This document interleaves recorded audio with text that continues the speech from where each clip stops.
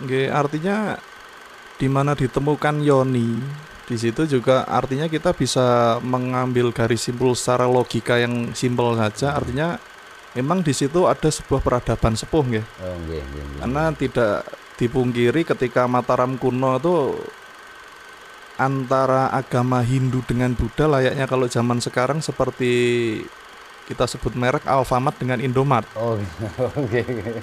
Sanjaya dengan Sailendra tuh ketika dulu memang seakan-akan memang bersaing. Oh gitu, nggih, nggih, Oke, nggih, nggih, nggih, makanya nggih. sedikit saya ambil garis ke sini, kenapa kok banyak seperti arca-arca kepala Buddha ataupun Nandi itu dipotong kepalanya, itu ketika di-compare di era Wali Songo tidak ada satu catatan pun di era Wali Songo untuk merusak daripada Oh candi-candi iya, atau iya, iya, tinggalan. iya, iya. Mungkin itu ya karena peperangan antara dua. Zaman dulu ya. Nggih, Jadi sejak dulu artinya tidak terjadi belakangan gitu nggih, kan. nggih. Iya. Saya kembali ke Kang Sokip, melanjutkan yang tadi, Gus, terkait dengan satu Yoni. Tadi kan Nyun Ngapunten kepotong biar informasinya lebih utuh maksud saya.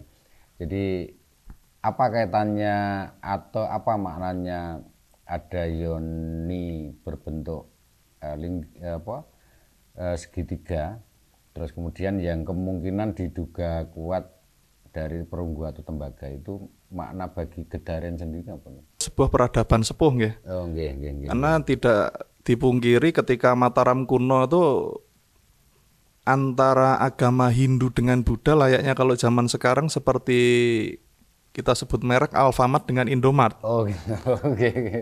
Nggih, jadi kalau di sebelah sisi timur dari Gedaren, utara timur itu ada desa daerah Mau tuh pernah ditemukan nggih. Oh, nggih, Pernah nggih. ditemukan sebuah prasasti dan sebagainya di mana di situ dikuatkan sebagai peradaban agama Buddha. Nah, di Nggih, sisi nggih. Di Mau juga selatannya, ada itu kan Lingga Patok juga dulu nggih, ya. Linggapato. Artinya memang dulu entah itu memang persaingan atau bagaimana, cuman Allahu alam, cuman kemungkinan besar memang antara klan Sanjaya dengan Sailendra itu ketika dulu memang seakan-akan memang bersaing. Oh gitu. Nggih, nggih, Nggih, nggih, nggih, nggih, makanya nggih. sedikit saya ambil garis ke sini, kenapa kok banyak seperti arca-arca kepala Buddha ataupun Nandi itu dipotong kepalanya, itu ketika di-compare di era Wali Songo tidak ada satu catatan pun di era Wali Songo untuk merusak daripada Oh candi-candi iya, atau iya, iya, tinggalan. iya, iya. Mungkin itu ya karena peperangan antara dua. Zaman dulu ya. Nggih, Jadi sejak dulu artinya tidak terjadi belakangan gitu nggih, kan. nggih. Gitu. Tadi kembali ke Gedaren yang tadi disampaikan Kang Ikrom juga mungkin menguatkan terkait dengan beberapa jirat. Tadi kalau menurut pandangan Gus Sokip pripun niku? Artinya dari era ke era berarti kan peradabannya kan tinggi gitu kan. Nggih. Estafetnya ada gitu kan. Nggih, memang kalau panjenengan bisa susuri nggih atau jenengan ketika sedang santai jenengan rawuh tai sowan teng makam Gedong di Desa Gedaren ini memang di situ ditemukan makam Banon.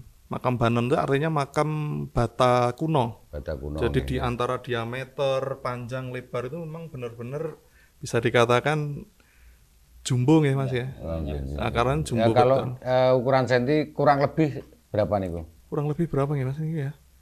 Ada kalau 30-an lebih. Lebih. Berarti hampir setengah meter. Satu Nggih. ton. Kalau setengah meter nggak ada, nggak setengah Nggih, meter. sekitar Nggih. 40 berarti. 40 Kalau nggih. 30 lebih Nggih, setengah meter 40. kurang berarti 40. 40-an nggih. Itu memang masih otentik sampai Nggih, sekarang nggih. pun masih ada. Nah, Nggih. terus nanti di bawahnya lagi ada jirat Hanyokro Kusuman. Artinya memang peradaban di Gedaren sendiri estafet. Setiap peradaban itu diisi terus artinya. Nggih, nggih, nggih, nggih. Terus tadi menguatkan apa yang disampaikan Kang Ikrom tadi terkait perkumisan. Apakah ini genetik atau ini nanti akan justru membuka banyak hal? Jangan-jangan bukan hanya Gedaren, ke kanan kiri Gedaren, jangan-jangan kita bisa menelusur kita itu dari apa istilahnya? leluhur kita itu dari apa kalau klan, itu klan mana gitu kan. Oh Gus. Nggih, kalau untuk kumis itu saya sendiri itu ketika itu nggih penasaran memang. Karena ketika saya sering main ke tempat yang Ikram ini kan memang bener sohibul bait nih kan. Nggih. Beliau berdomisili di Ngedaren tuh nggih punggawa-punggawanya masyarakat pada umumnya itu kok nggih khasnya itu brengosnya luar biasa. Terus saya cari di buku Jejak Batas Kota. Jejak Batas Kota itu buku yang menceritakan tentang Majapahitan. Ini pun sedikit lebih mudah ya. Itu ternyata memang ada satu Majapahit sendiri diisi dari beberapa etnis atau entitas itu, dan di situ yang sedikit menguatkan otentik lah secara bentuk itu di situ digambarkan. Itu orang-orang Gedaren, kalau saya persepsi saya pribadi, ini yang menguatkan orang-orang Gedaren itu memiliki klan leluhur dari klan-klan Tartar. Jadi banyak di Majapahit itu ada klan A, klan B, klan C dan sebagainya. Nah kalau jenengan cari klan Tartar secara bentuk gestur wajah itu mirip itu pokoknya itu. Oh nggih, termasuk tadi sampai kumis tadi nggih. Kumis, identiknya kumis. Kalau bukti selain kumis, Gus Sokip pernah menemukan nggak itu bukti penguat bahwa ada klan Tartar yang ada di Gedaren itu? Selain barangkali saja. Kalau selain kumis itu jenengan ketika baca Jejak Batas Kota itu wajah, bentuk ciri-ciri wajah itu memang orang-orang Gedaren ini menurut saya apa ya, misal mirip betul. Oh, jadi hidung seperti apa, terus bentuk tulang rahang seperti apa itu. Enggak, maksud saya barangkali ada jejak peradaban itu bisa saja budaya. Kalau klan Tartar itu mungkin punya kebiasaan apa gitu kan, bertani atau perang atau membuat krep atau apa gitu. Okay. Klan Tartar itu kalau di Gedaren itu memang salah satu yang menjadi kultur paling kuat itu memang istilah bahasa Ketawengan. Jadi di Majapahit itu sampai ke Mataram Islam ada istilah Ketawengan. Nah, Ketawengan bisa dijelaskan sedikit nggih? Nggih. Ketawengan itu kalau diambil garis simpul itu klan-klan orang dari wilayah-wilayah Jawa Timur, yang tepatnya di wilayah-wilayah Kediri. Terus Ketawengan itu terus nanti keluar Honggobuyo, klan Honggobuyo itu memang menguatkan Gedaren ini adalah klan-klannya memang nyel satu peradaban Mataram kuno bergeser Singosari, Majapahit. Jadi ini estafetnya kerajaan-kerajaan ini yang menjadi genetiknya orang-orang Gedaren. Jadi Ketawengan itu leluhur yang berasal dari wilayah-wilayah Jawa Timur. Wilayah Jawa Timur ya, wilayah Kediri tadi. Jadi Pegur. Dan tadi sampai Kang Ikram juga menyebutkan Mataram kuno, terus kemudian Hanyokrokusuman, terus kemudian sampai Diponegoro bahkan itu. Diponegoro sendiri ada jejak yang masih bisa kita telusuri misalnya. Nggih, kalau di era Perang Jawa ya, 1825 sampai 1830 kan memang terjadinya jangka 5 tahun terjadinya Perang Jawa atau Perang Suci. Jawa, ya. Nah, tepatnya di situ ada di satu istilah Babat Diponegaran, di mana di situ tulisan Mbah Pangeran Diponegoro sendiri. Jadi ada Babat, ada suluk. Kalau Babat beliau menuliskan secara gerilya, kalau suluk secara spiritual. Okay. Nah, di Babat itu dijelaskan Pangeran Diponegoro bersama Kiai Mojo Sentot Prawiro Dirjo, terus Ali Basyah Pengalasan, Kiai Hasan Besari. Itu sebelum meneruskan beliau gerilya ke arah Singosari Boyolali, beliau sempat singgah atau bersanggrah di sebelah barat Ngumbul Gedaren, tepatnya di kalau jenengan sekarang itu maksudnya di Induwetan ya. Di Induwetan, Gumo. Oh, Gumo. Gumo. Di situ dijelaskan beliau singgah, istirahat, terus buat sholat dan sebagainya. Berarti semacam apa ya, markas mungkin, atau apa istilahnya, ampiran, atau apa nih Nek? Kalau sanggrah itu istilahnya memang buat Artinya di situ nyaman kalau sanggrah itu. Oh, nggih nggih nggih. Kenyamanan. Karena letak Desa Gedaren itu tidak bisa dipungkiri, para leluhur dulu mengapa ngambil di Gedaren itu karena letak geografis juga diperhitungkan. Seperti Raja Mataram Ngayogyakarta itu kerajaannya itu berada diapit beberapa kali sungai purba. Lah di Gedaren ini juga begitu, di sisi sebelah utaranya itu diapit sungai purba, yaitu sungai Sukowati kalau namanya Sukowati, Kali Soko yang itu yang sebelah selatannya Mbah Gribek itu, kalau ke selatan ya di Ngupit itu sampai ke barat, jadi diapit dua. Mungkin dari situ para leluhur itu mengambil tempat juga berdasarkan perhitungan. Selain itu sumber airnya walaupun kemarau panjang itu tetap debitnya tetap masih terjaga. Dan itu masih sampai sekarang ya? Sampai sekarang masih dipakai untuk pengairan dan lain sebagainya. Kemudian waktu cerita tutur juga belum lama, maksudnya di era-era Simbah itu memang benar apa yang dikatakan Gus Sokip, di situ banyak paguron adanya dalam dia ilmu rasa, kemudian ilmu batinnya. Makanya tidak aneh juga ketika di Gedaren itu masih banyak orang ketoknya pendiam, tapi secara kewibawaan ini belum bicara itu wis, karena mungkin Gus Dur ya brengose wis gede dhuwur itu belum merbawan. Iya, itu mungkin salah satu kenapa mungkin dari cerita tutur masyarakat itu kenapa dari zaman ke zaman itu estafet nyambung, karena mungkin melihat cerita luhurnya itu memang di situ tempat yang memang dipilih gitu artinya. Iya. Kembali ke Siti Sundari. Gus Sokip punya referensi khusus nggak terkait siapa beliau, baik dari tutur atau mungkin referensi kitab?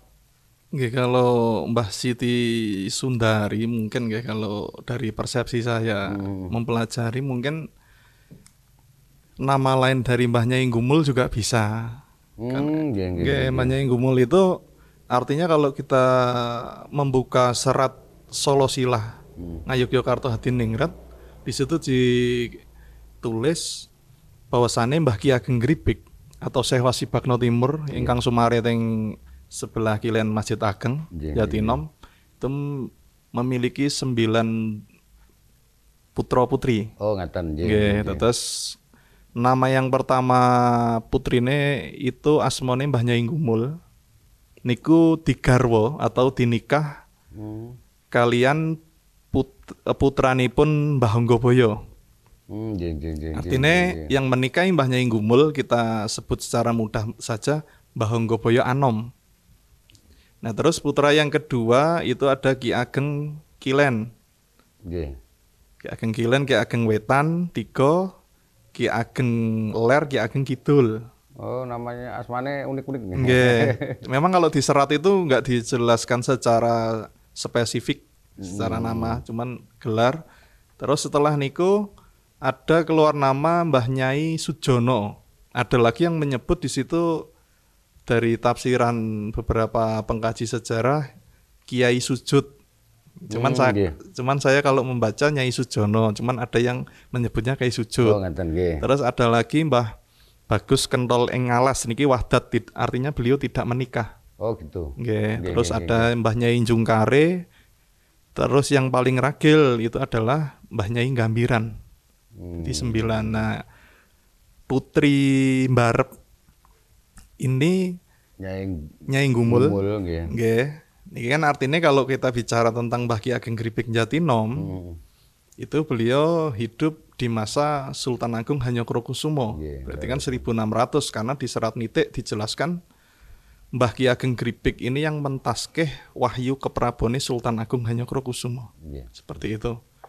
Nah, niki Putri Mbarep artinya di sini Mbah Ki Ageng Gribek ini besanan dengan Mbah Hanggaboyo. Ya, Mbah Hanggaboyo sendiri mungkin dari pemirsa Epivor belum banyak yang tahu, mungkin kasih gambaran sedikit siapa sosok Mbah Hanggaboyo itu kan. Kalau secara serat mungkin saat ini pun belum ada yang bisa menjelaskan secara detail ya. Nggih. Cuman saya sedikit menarik garis lebih sepuhnya itu dari orang-orang Ketawengan. Karena kalau dulu Ketinggan, desa Ketinggan itu, Bang Ikram, itu di peta-peta 18 peta Diponegoro, Mbah Pangeran Diponegoro buat gerilya, Ketinggan itu masih bernama Ketawengan, artinya di situ sebagai sentral yang paling sepuh mungkin Oh, nggih. pemukiman di situ. Nggih, berarti justru menarik ya dari Gedaren itu tetap walaupun punjernya salah satunya di salah satu era mungkin gitu, tetap wangsule ke Mbah Gribek juga gitu kan. Okay. Ada yang menarik mungkin lain dari Gedaren menurut panjenengan yang Oke, kalau Gedaren saya sampai saat ini pun saya masih tertarik ya. Saya sendiri juga sering silaturahmi sowan tempat Kang Ikram ini. Gedaren secara kultur itu kuat betul secara secara tradisi, secara ritual kemasyarakatan. Itu menggambarkan betul khas-khas orang Ngeksi Gondo. Napa melih niku? Ya ini barangkali tidak semua pemirsa Epifore kan napa ya istilahnya mempelajari atau mendengar istilah-istilah secara detail itu kan mungkin ada beberapa yang harus diperdalam. Ngeksi Gondo itu apa itu? Ngeksi Gondo niki jadi pergeseran Islam dari wilayah pesisir ke pedalaman. Oh. Nggih, tadi kalau pesisir itu kita atau orang-orang yang sering mengkaji sejarah itu dibahasakan sebagai Ngeksintoro. Ngeksintoro itu peradaban Islam di mana Islam itu bisa dilihat secara mloho tai ketoro. Nggih, terus ketika niku singkat cerita nggih memang itu kurikulum kewalian zaman dulu Wali Songo terus turun ke kurikulum Mataram, kewalian Mataram Islam. Itu yang dimaksud adalah Condro Sengkalan Sirno Ilang Kertaning Bumi dari Majapahit nggih. Kalau orang makhalaya umum mungkin sering menyebutnya di mana di situ tahun di mana runtuhnya Majapahit. Condro Sengkalan Sirno Ilang Kertaning Bumi. Kalau di angka tahun kisaran pinten itu? Itu kalau tertulis secara masyhur 1400 Caka. Caka itu artinya hitungan sebelum adanya hitungan Jawa. Kalau hitungan Jawa itu kan ada ketika Mbah Sultan Agung Hanyokrokusumo dikomperkan kan itu kan. Nah itu berarti kalau Caka secara dikomper ditambah 78 berarti 1478 Masehi kalau di Masehi. Sekarang apa Saka ya? Saka nggih. Di situ bahwasane Sirno Ilang Kertaning Bumi itu bukan dimaksud secara mikro atau kecil bahwasannya di mana runtuhnya Majapahit, tidak, ternyata itu adalah kode di mana hancurnya sebuah peradaban besar di dunia. Jadi termasuk adanya runtuhnya Bani Umayyah, perang Saleh, terus yang terakhir Bani Abbasiyah, terus perang Andalus itu memang di kisaran tahun-tahun itu. Jadi artinya memang terjadi pergeseran atau rotasi peradaban. Luar biasa nggih. Piye dulu nggih. Belum ada teknologi televisi, HP, YouTube itu kan, tapi sisi pengetahuan mereka luar biasa sampai membuat simbol-simbol, angka-angka dan sebagainya itu kan. Nggih, itu kalau bisa dibahasakan sing disebut atau yang disebut panjongko. Terus kan ada panjongko, ada panyokro, terus ada lagi Kasudarsanan, terus ada lagi panyondro, terus pengangen-angen. Oh iya. Nah yang ada di grid paling atas itu adalah panjongko. Nah pergeseran Islam dari sisi utara ke sisi selatan ini yang jongko itu adalah Mbah Sunan Giri. Oh gitu. Jadi kalau jongko jangan disamakan dengan ramal ya. Kalau saya sendiri juga nggak setuju ketika ada istilah ramalan Joyoboyo itu juga enggak. Karena Mbah Joyoboyo itu berguru sama ulama masyhur di zamannya beliau berguru secara ilmu falak. Itu sama Syekh Samsuddin Al-Wasil. Nggih, artinya mereka mampu memperkirakan itu karena mereka sudah ini nggih. Ya sama saja secara sederhana ketika mendung, oh kemungkinan sebentar lagi hujan, kira-kira gitu kan. Ini kan bukan ramalan. Bukan gitu kan. ramalan, enggak. Karena mereka sudah menangkap tanda-tanda yang itu tentu tidak mereka dapat sehari, 2 hari, setahun, 2 tahun. Gitu. Nggih, kembali ke yang awal tadi terkait Ngeksi Gondo ya. Nggih, Ngeksi Gondo. Ngeksi Gondo niku berarti kan kalau Ngeksi Toro itu peradaban Islam yang bisa kita lihat secara meloho tai ketoro. Nah, itu diselamatkan sama Mbah Sunan Giri di Jongko, ada titik wancine bahwasannya peradaban Islam ini bakal bergeser ke pedalaman, wilayah pedalaman utawi wilayah alas. Oh, nggih. Nah, itu ternyata betul. Antara Jongko ngendikan Mbah Sunan Giri dengan kenyataan ternyata betul. Di tahun 1512 itu pergeseran Ngeksin Toro ke Ngeksin Gondo itu yang dibawa sama Mbah Sunan Pandanaran II utawi Sunan Tembayat. Oh, Mbah Tembayat. Nggih. Mulai agak ini puzzle malah justru agak ketemu ketika kita bahas Gedaren itu kan tadi ada punjer Mbah Gribek sampai Mbah Patembayat sampai Mbah Giri itu kan. Salah satu buktinya kan ketika Mbah Gribek mengambil menantu Mbah Hanggaboyo itu kan mungkin secara perilaku Mbah Hanggaboyo banyak yang ke istilahnya tadi kepeguron ya. Mungkin Mbah Gribek itu keputihan Ngeksi Toro Ngeksi Gondo. Itu memang tidak aneh, memang sampai sekarang pun ketika dengan ke Gedaren itu masih banyak orang yang pakai hancinco, iket-iketan itu hal yang biasa. Mungkin yang di kota-kota besar itu sudah jarang ditemui, tapi menjadi kebanggaan tersendiri bagi dulur-dulur khususnya Gedaren dan sekitarnya itu ketika rapat dengan itu pakai iket, pakai itu masih sudah budaya nggih. Dan mungkin masih. itu karena kebiasaan apa ya, perilaku tersebut seperti memang tidak dibuat-buat ya, artinya tidak bermaksud ini nanti biar viral, biar apa gitu ya, karena memang ke bawah tadi ya. Masyarakat sendiri tanpa menyadari ketika kita ngadain ngaji sejarah ngopi malakat di Umbul Gedaren itu, coba kita lihat apa yang menjadi ciri khas di Gedaren ini. Tanpa jauh-jauh yang hadir itu ciri khasnya sudah kelihatan, berengosen semuanya. Nggak usah, karena kita mungkin dalam rapat dan apa cari orang berpeci itu banyak, cari orang yang masa kini itu banyak. Tapi ketika kita mencari orang yang berengosen sekarang udah istilahnya pada nggak pede mungkin ya. Tapi di situ anehnya berkumpul semuanya itu, nggak dan susah. itu juga mereka mungkin banyak yang tidak tahu kalau tidak itu, sadar.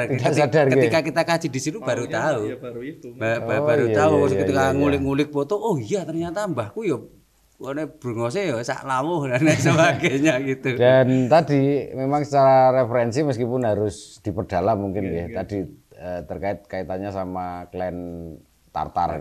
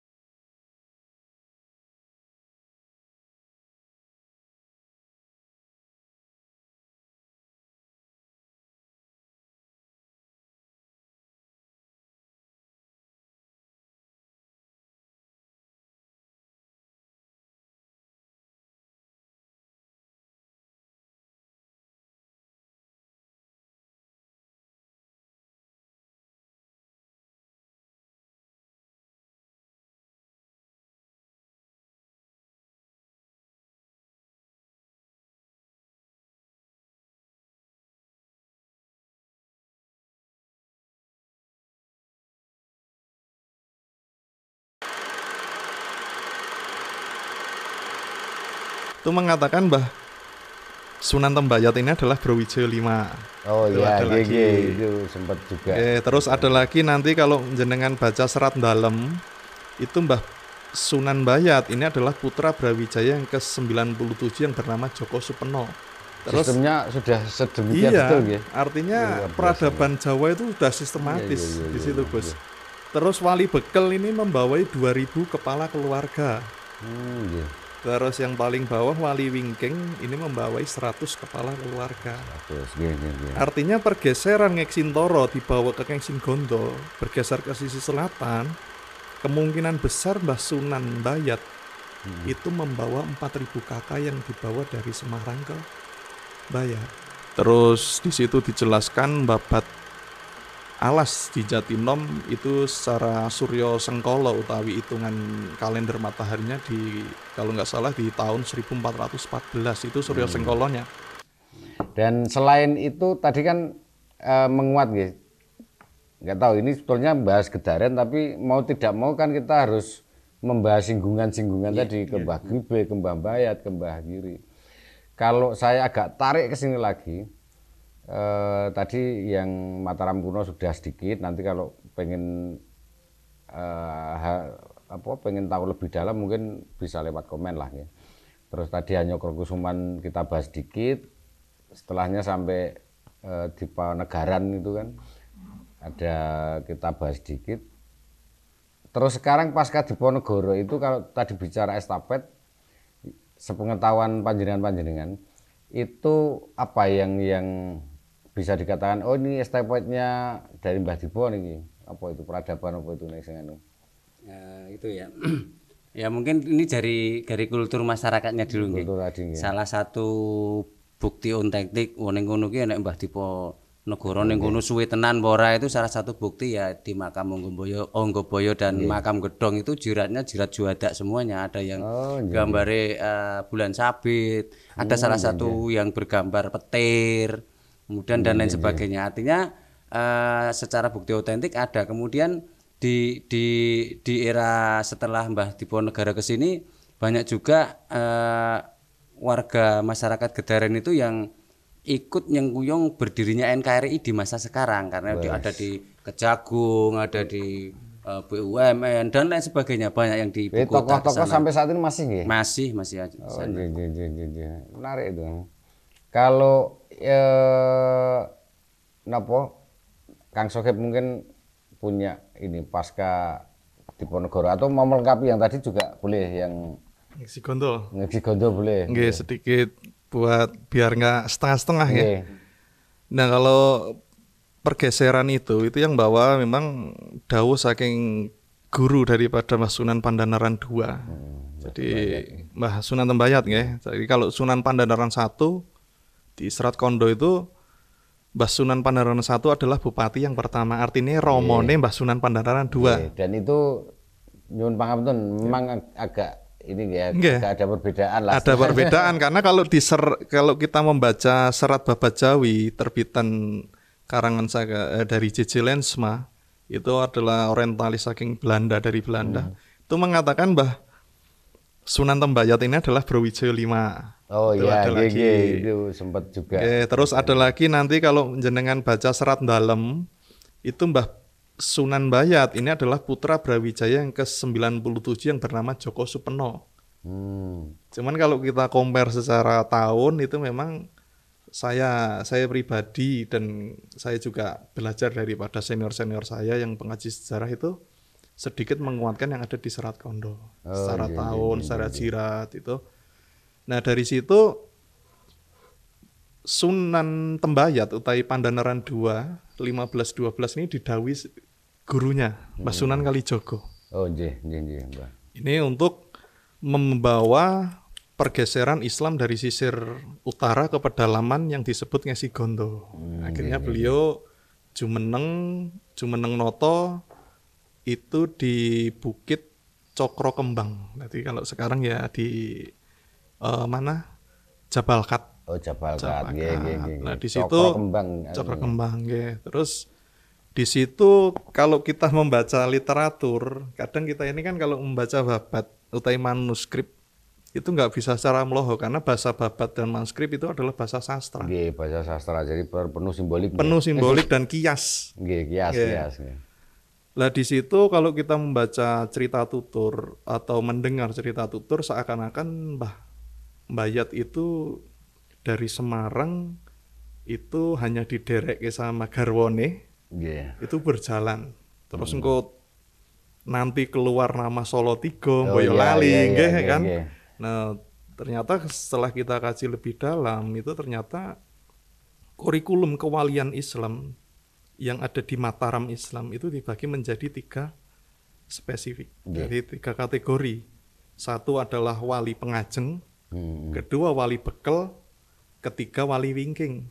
Nggih. Nah, Mbah Sunan Bayat ini beliau ada di grade paling atas. Artinya beliau adalah wali pengajeng. Pengajeng. Itu pengajeng itu secara era atau secara makom? Makom. Oh, makom. Nggih. Nggih, jadi artinya kalau wali pengajeng artinya dia sudah bisa mendiksa atau mensyaratkan membawai 4.000 kepala keluarga. Nggih. Terus- Sistemnya sudah sedemikian Iya, betul nggih. artinya Luar biasa, peradaban Jawa itu sudah sistematis Iya, di situ, iya, Gus. Terus wali bekel ini membawai 2.000 kepala keluarga. Nggih.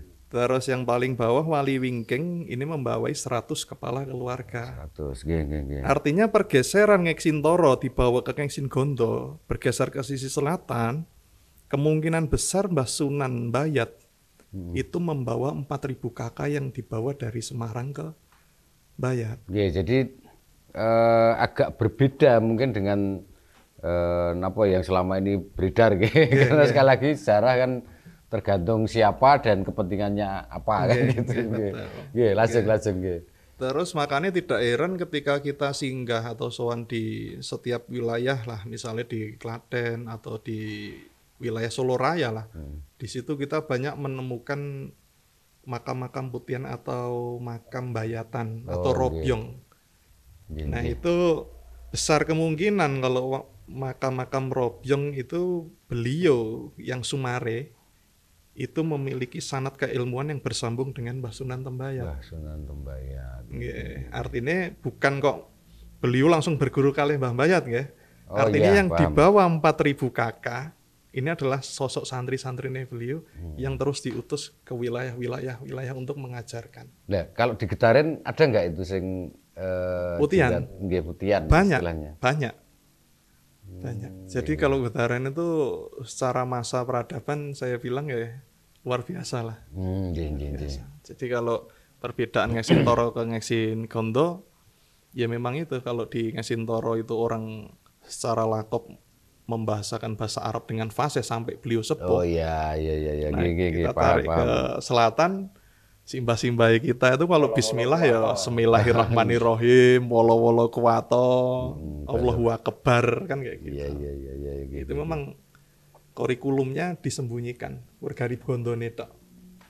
Oh, ya, yes. Makanya Paham. ada jarwo dosok ini. Oh, kena ada jarwo dosoknya ya. Kenapa kok brengos itu nek cerita tutur masyarakat ki brengos ki gambrengi raos. Berarti kan ning rasa gitu ya.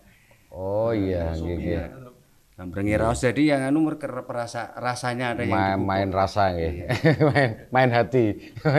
main rasa nggih. Ya, jadi kalau intinya peradaban Jawa itu memang kalau dikaji lebih dalam, kita belajar lebih dalam, memang banyak puzzle yang selama ini mungkin kita sudah iki wis pas ternyata ketika kita kaji lebih dalam lagi ya memang benar sunatullahnya ketika kita mau belajar tulabul ilmi orang itu akan merasa lebih bodoh, itu memang benar. Oke, karena apalagi kita sempat mengalami sekian era masa-masa kolonial itu yang salah satu yang dihancurkan kan ini kan titik-titik nilai bahkan nilai-nilai kesejarahnya itu kan mungkin secara fisik mereka beberapa tidak begitu dihancurkan bahkan dibangun tapi sisi apa istilahnya narasinya yang dikacaukan itu.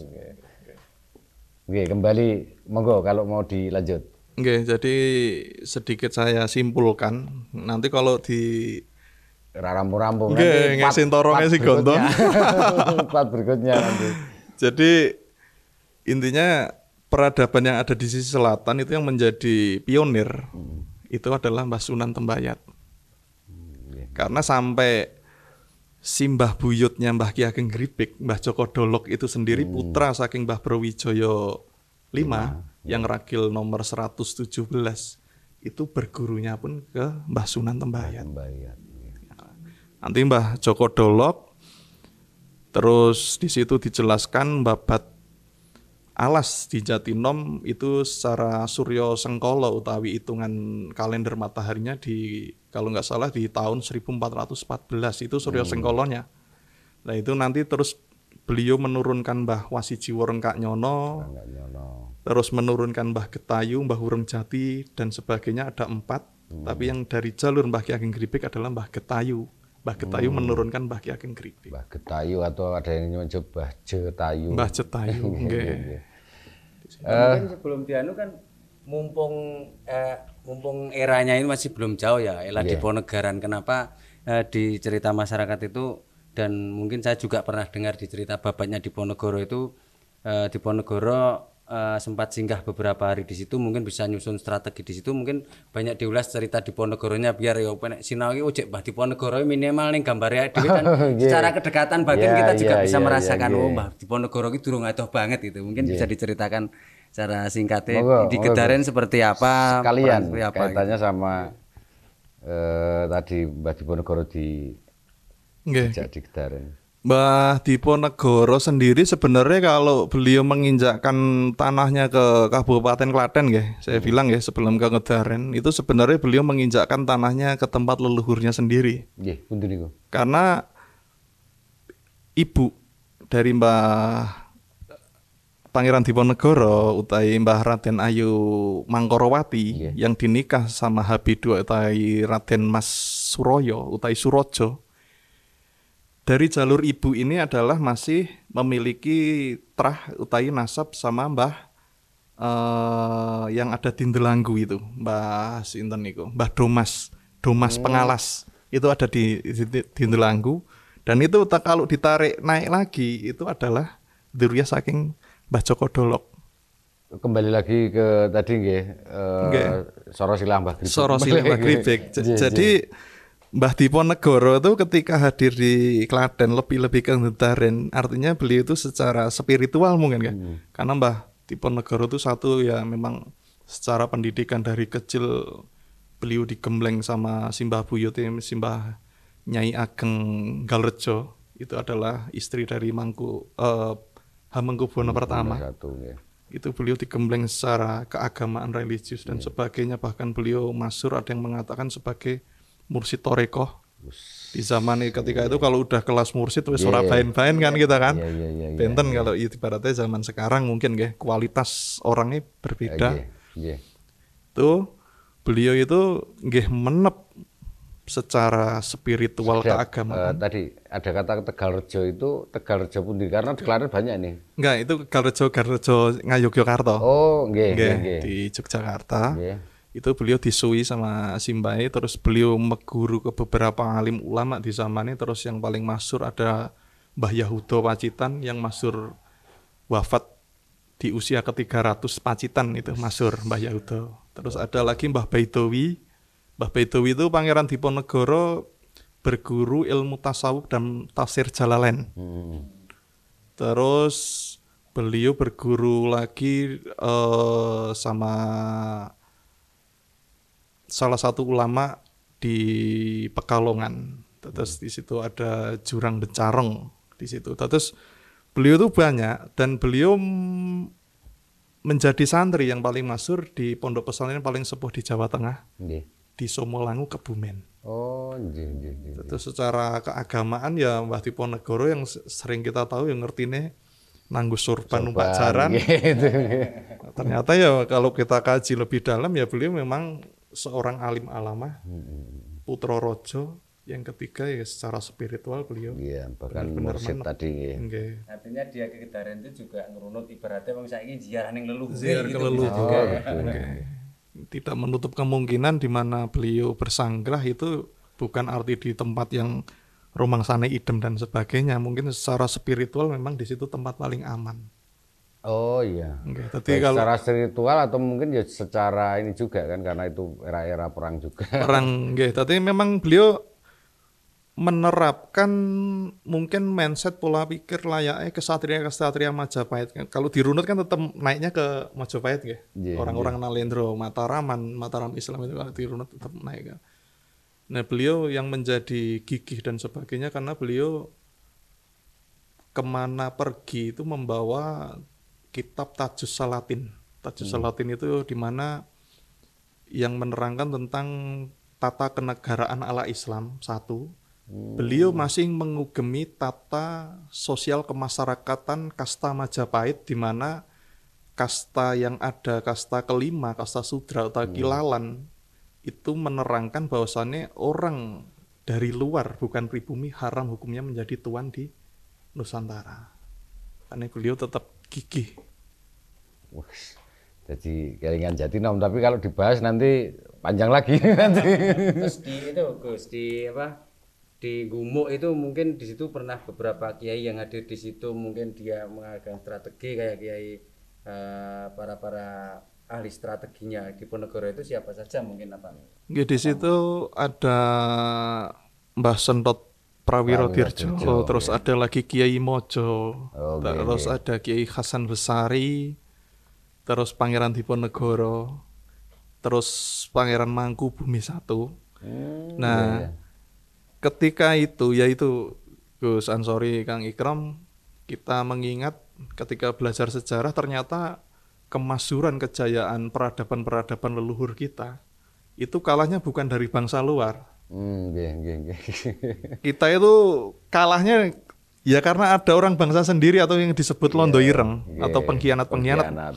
Makanya beliau di babatnya itu mengatakan orang yang Londo Ireng atau pribumi yang membantu Belanda itu disebutnya kafir murtad.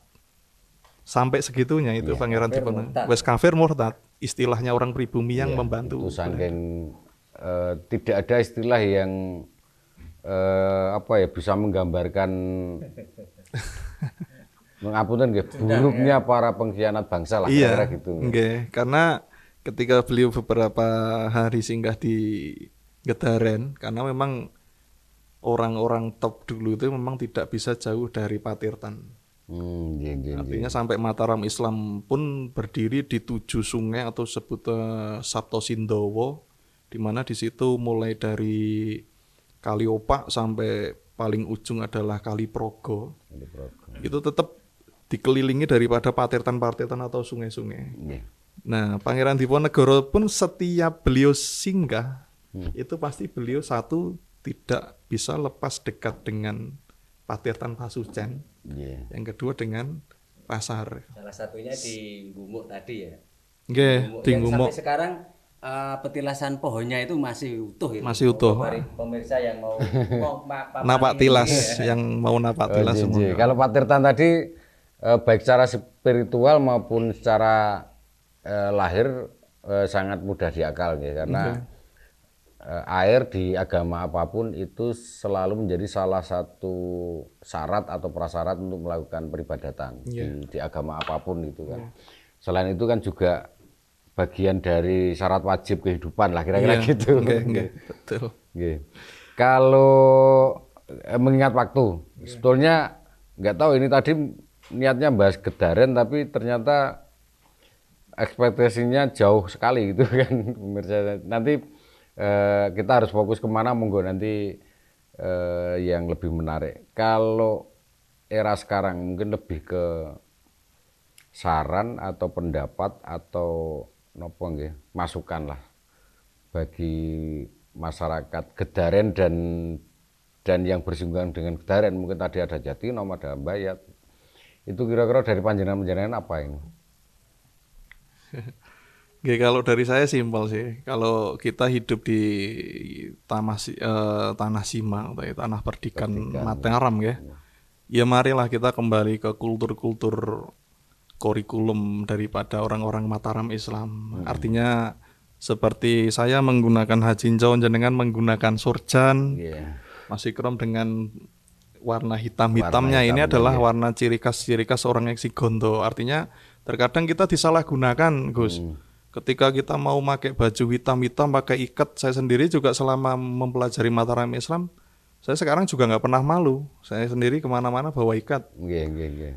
Karena memang peradaban kurikulum kewalian yang ada di Mataram Islam di wilayah sisi selatan itu memang tidak melulu wong alim iku kudu nganggo putih-putih. Oh iya. Jadi kalau di sisir utara wali identik dengan sorban, imamah, gamis. Nah di sini disembunyikan menjadi hitam, menjadi ikat. Nggih, tadi ngeksi gandan niku. Ngisi ganda, nggih. Nggih, jadi bahasa-bahasa simbol tanpa mengurangi makna yang sebetulnya yang disampaikan, mungkin lebih ke pendekatan. Kalau Kang Ikrom mungkin selaku Sohibul Bait saran atau apa ya, saya pengen ngopo gitu kan nggih. Oh ya, kalau saya sendiri merasakan secara langsung ya, bahwasanya kelihatannya sepele kita belajar sejarah, tapi ketika saya pribadi mengetahui sejarah Gedaren, itu sudah saatnya saya mengingatkan khususnya ke keluarga saya sendiri, kemudian Sumrambait mateng masyarakat. Ayolah kita belajar sejarah Gedaren itu seperti apa. Dan harapannya kalau sudah tahu, ayo awake dhewe wis mulai toto-toto. Karena sejak zaman dulu itu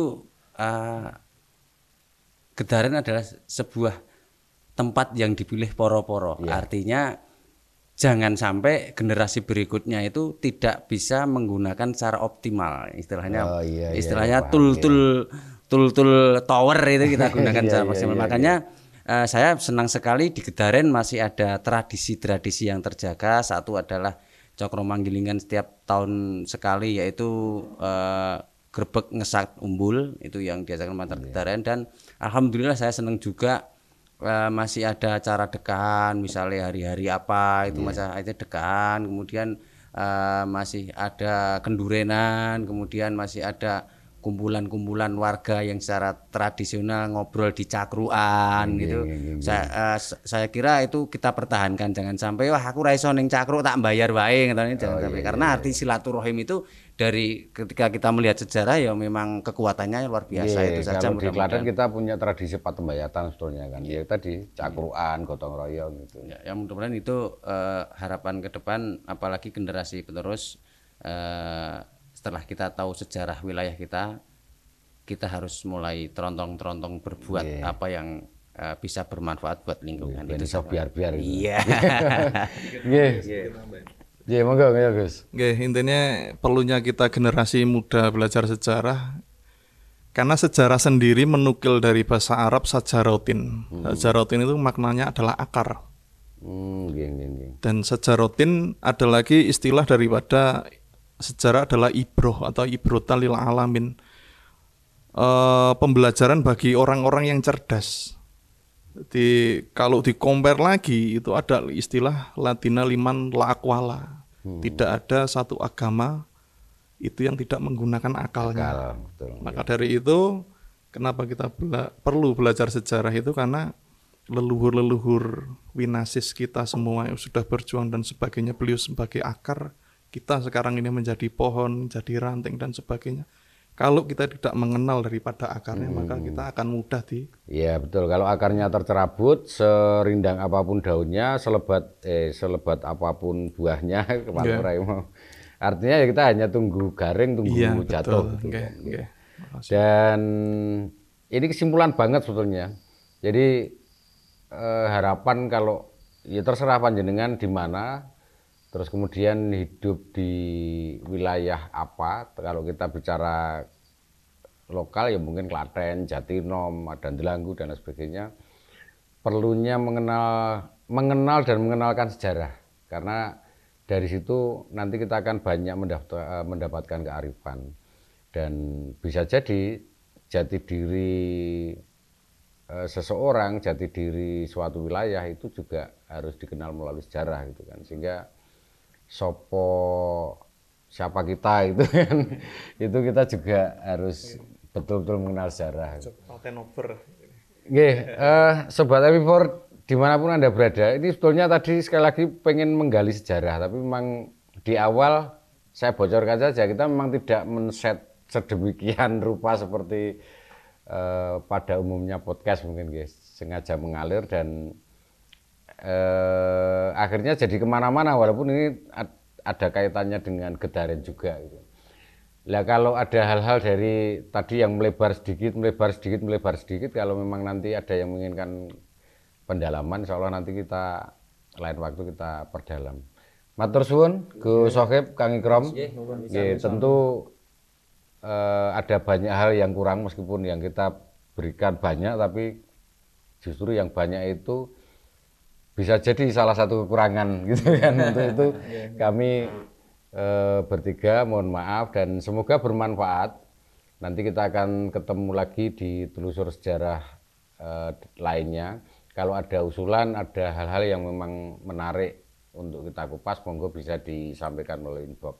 Untuk itu saya Ansori, Gus Sohib juga Kang Ikrom undur diri dan terima kasih. Assalamualaikum warahmatullahi wabarakatuh. Waalaikumsalam.